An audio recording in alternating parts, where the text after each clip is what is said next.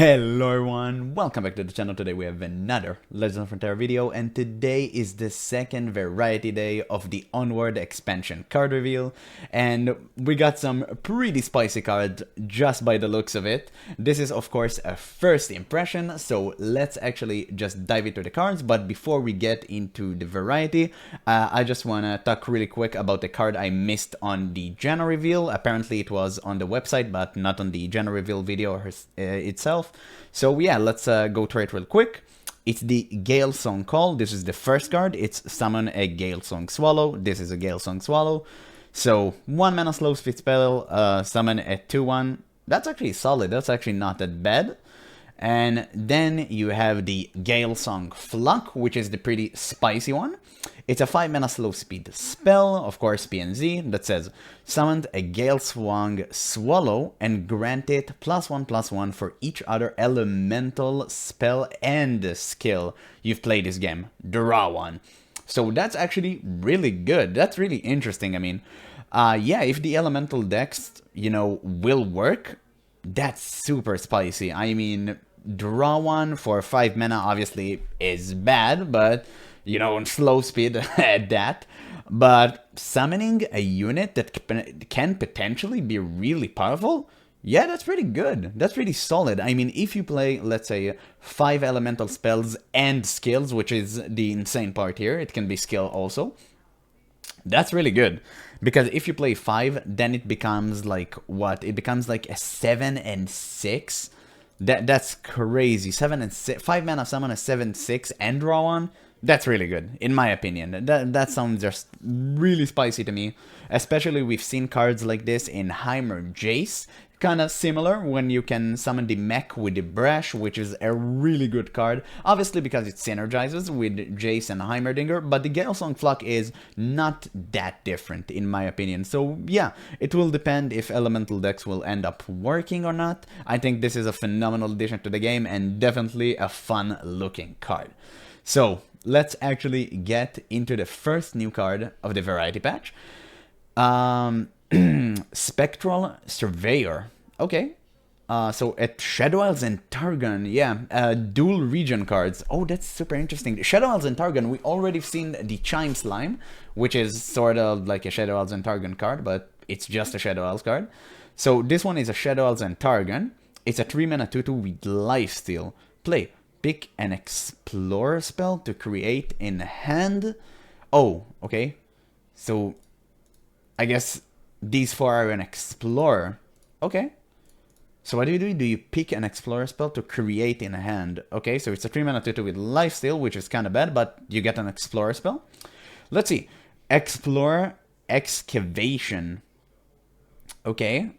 Destroy a landmark. Ooh. That's really crazy.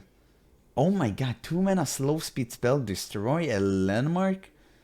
And you have the option to play a unit to get it, so it's conditional? Wow, that's really good. That is really good. That actually makes... I mean, depends on the Explorer cards, obviously, but that makes landmark removal pretty much, like, region-wide. Like, there's no region without a landmark removal now. That's crazy. That's giga nuts. That's actually a game changer. The fact that anyone could possibly remove a landmark right now, that's crazy versatile. And what did it say? Yeah, pick an Explorer spell. So yeah, you can pick. Wow, that's crazy. That's crazy. That is a meta changer even. I mean, the fact that anyone can have access to landmark removal that easily, that's nuts. Wow. Okay. The second one is Explore Refreshments. It's a focus speed. Heal an ally or your Nexus 2. Oh, that's really bad. Okay. Yeah, no one's gonna pick that. I mean, unless you against aggro, you desperate, but that's really bad. 2 mana, heal an ally or your Nexus 2. That's a tough one. That's a tough one. Maybe not that bad, but it's not that good. But it's conditional, but it's not even remotely close to the landmark removal. Okay. You got a Shadow Isles one. Destroy a unit equipment. Explorer's Malfunction. Oh, that's nice. That's pretty cool. I mean, obviously it's really niche, but you have the option to choose, so that's great. Yeah. Okay. That's also really nice. And the last one, you have the Explorer Blunder. 2 mana focus speed, disable an enemy positive keywords this round and again at the next round start. Wow, that's focus speed though, that's focus speed. If it would have been burst, it would have been insane, obviously. But yeah, on focus speed, interesting. Yeah, that's still interesting. I mean, you can just use it to pop spell shield if you want, or you can just use it to remove overwhelm or maybe a quick attack. That's pretty cool. That will be pretty useful. All right. I love this Explorer theme. That's really great. Okay. So this is the Shadow Isles and Targon version. This is a 3 mana 2/2 with lifesteal. This is Noxus and Shurima, armed Aquisitioner. Wow. 2 mana, 3/1. Ooh, that's bad. Pick an Explorer spell to create in hand. Yeah, this is the same thing. Okay. 2 mana, 3/1. That's tough. That's really bad stat line. That is a really bad stat line. I actually don't know if he will see any play. Especially Noxus and Shurima. That is a really rough stat line. Okay. Portal Pioneer. So the Bandle City and Ionia one, he has a tune, 2 mana, 1/1 and a tune. Okay, not that bad, but the attune actually pretty much like sells it. I mean, you get the mana to cast, you know, almost cast whatever you gonna explore for. So, okay. I mean, 2 mana, 1/1 with conditional stuff you can pick. Yeah, that's not that bad. I don't think it will see play, but it's not that bad. Okay. So you got the Bilgewater and PNZ one. 3 mana 1/4 with elusive. That's more like it. Pick an Explorer spell to create in hand. That's actually solid. An potential elusive blocker, hard counter to Fizz. And you get to pick an Explorer card. Yeah, that's pretty great. Actually. That's probably the best one. No, I guess the Shadow Elves and Targon is the best one because you can, you know, he has Lifesteal, which is a really powerful keyword. And it's only 3 mana 2/2, which is a decent stat line with Lifesteal. And let's not forget about the last one, the Scholarly Pioneer, the Demacia and Freljord one. 3 mana 2/3 with Challenger, and you get to pick an Explorer card to create in hand.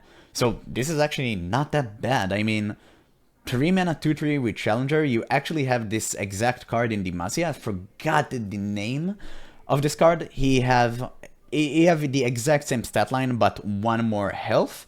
This one has 1 less health, but you actually get to, you know, manifest essentially like one of these cards. Or should I said create. You actually get to create one of these cards, which is really good. This is solid. Like, this is solid. I don't know if you will see play, but this is really solid. So yeah, that's pretty much the end of the Variety Day. Really cool cards. If I had to rate them, you know, by power level, I'd say the Spectral Surveyor is definitely first. Then the Scholarly Pioneer, Octo Adventurer, Portal Pioneer, and last place is Armed Aquisitioner because, you know, 2 mana 3/1. How didn't they didn't even give him Fearsome or some keyword? That's interesting. Because, you know, like a 2 mana 3/1, that's really bad. That is really bad. Especially right now when you have ping meta, this card just suck. But yeah, I think the Spectral Surveyor and the Scholarly Pioneer might actually see play. It's so nice to see they actually went in this creative direction. I totally wouldn't have anticipated this. This is really great. Making landmark removal this global is actually kind of... You know, I'm still going back and forth about this because landmarks are supposed to be hard to remove. And, you know, with the Explorer Excavation, this is really good. Like, you just make landmark removal global and people will stop, you know, in my opinion, will stop running landmarks. Unless, obviously, depends how cheap they are and power level. But, like, high-cost landmarks, yeah, that's really good against them. That can demolish them. So... I hope we get to see if these cards are actually worth it. I mean, I think the cards themselves are actually super balanced. I don't think any of these cards are, like, extremely powerful. And Riot actually did a phenomenal job of balancing them. Because, you know, you get value, but the cards themselves are pretty weak. But yeah, I guess we have to wait and see if these cards see any play in the first place. So yeah, that's the end of the variety day. It was a quick video for today. I guess tomorrow we will get cards that relates to Volibear, hopefully. I can't wait to see Volibear himself, but he's only gonna be revealed in 2 days from now, at least I think. Or maybe Volibear revealed tomorrow? No way, dude. No way, right? Yeah. So, well, that's pretty much the end of the video. So thank you guys so much for watching, and also I should thank you so much for the support on the Janna video. The video suddenly has popped up and so many of you have commented on it. I know I had a little bit of a mistake reading the level 1 Janna, so I will take more caution reading cards in the future. You know, after all, reading cards explain the card. So yeah, thank you guys so much for the support, and thank you guys so much for watching, and I'll catch you on the next one.